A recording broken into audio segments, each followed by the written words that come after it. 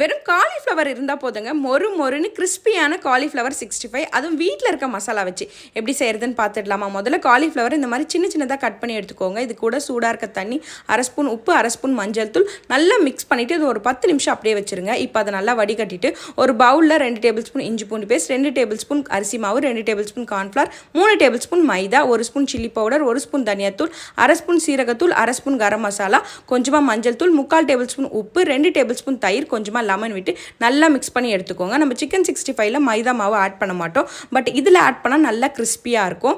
இப்போ இந்த காலிஃப்ளவர் இது கூட ஆட் பண்ணி நல்லா மிக்ஸ் பண்ணி எடுத்துக்கோங்க.